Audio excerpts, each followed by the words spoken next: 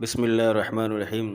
پیارے بھائیوں، آج شہد اور شہد کی مکھیوں کے متعلق بہت ہی دلچسپ معلومات لے کر حاضر ہوئے ہیں، تو اینڈ تک اس ویڈیو میں ہمارے ساتھ شامل رہیے گا۔ چلتے ہیں اپنی ٹاپک کی طرف۔ عربی میں شہد کی مکھی کو نحل کہتے ہیں۔ قرآن مجید میں اللہ تعالیٰ نے ایک سورت نازل فرمائی جس کا نام سورہ نحل ہے۔ اس سورت میں شہد اور شہد کی مکھی کے فضائل اور اس کے فوائد کا تذکرہ فرمایا ہے جو قابل ذکر ہے، اور در حقیقت یہ مکھیاں عجائبات عالم کی فہرست میں ایک بہت ہی نمایاں مقام رکھتی ہے۔ اس مکھی کی چند خصوصیات یہ ہے: نمبر 1، مکھی کے گھروں یعنی چھتوں کا ڈسپلن اور نظام عمل اتنا منظم ہے گویا ایک ترقی یافتہ ملک کا نظام سلطنت ہے۔ پورے نظام اور انتظامات کے ساتھ نظم مملکت چلا رہا ہے جس میں کوئی خلل اور فساد نمایاں نہیں ہوتا۔ نمبر 2، ہزاروں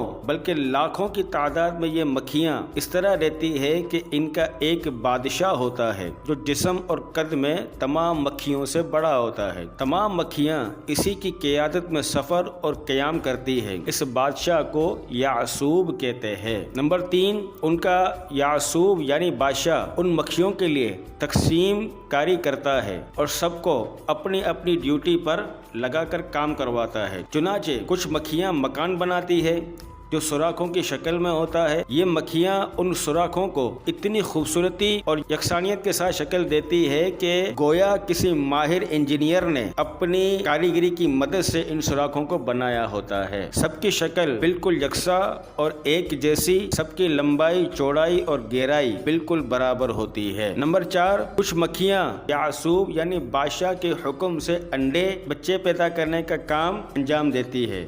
کچھ شہد تیار کرتی ہے، کچھ موم بناتی ہے، کچھ پانی لاتی ہے، کچھ پیرا دیتی رہتی ہے۔ مجال نہیں کہ کوئی دوسری مکھی ان کے گھر میں داخل ہو سکے۔ 5ویں خاصیت یہ ہے کہ یہ مکھیاں پھلوں، پھولوں وغیرہ کا رس چوس کر لاتی ہے اور یہ شہد کے خزانے میں جمع کرتی رہتی ہے، اور پھلوں اور پھولوں کی تلاش میں جنگلوں اور میدانوں میں سینکڑوں میل الگ الگ دور دور تک چلی جاتی ہے، مگر یہ اپنے چھتوں کو نہیں بھولتی اور بلا تکلف کسی تلاش کے سیدھے سینکڑوں میل کی دوری سے اپنے چھتوں میں پہنچ جاتی ہے۔ 6ٹھی خاصیت یہ ہے کہ یہ مکھیاں مختلف رنگوں، مختلف ذائقوں کا شہد تیار کرتی ہے، کبھی سرخ، کبھی سفید، کبھی سیاہ، کبھی زرد، کبھی پتلا، کبھی گاڑھا۔ مختلف موسموں میں مختلف پھلوں اور پھولوں کی بدولت شہد کے مختلف رنگ اور ذائقے بدلتے رہتے ہیں۔ 7ویں خاصیت یہ ہے کہ یہ اپنے چھتے کبھی درختوں پر، کبھی پہاڑوں پر، کبھی گھروں میں اور کبھی دیواروں کے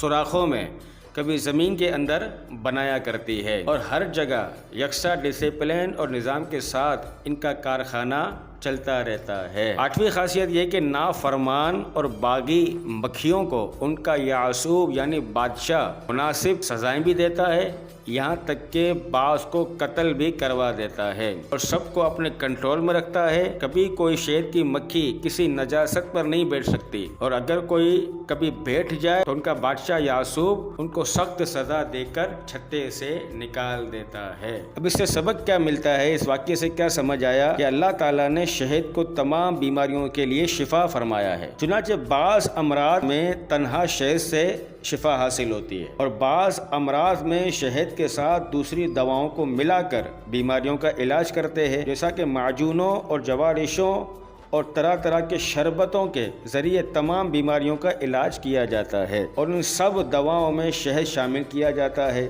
بہرحال ہر مسلمان کو یہ ایمان رکھنا چاہیے کہ شہد میں شفا ہے، اسی لیے قرآن مجید میں اللہ تعالیٰ نے شہد کے بارے میں ارشاد فرمایا، یعنی اس میں لوگوں کے لیے شفا ہے۔ تو امید ہے کہ شہد کی مکھیوں کے متعلق اور شہد کے متعلق آپ کو بہت سی اچھی معلومات حاصل ہوئی ہوگی۔ تو اسی طرح کی نیکسٹ ویڈیو میں ملتے ہیں، جب تک کے لیے اپنا بہت خیال رکھیے۔ اللہ حافظ۔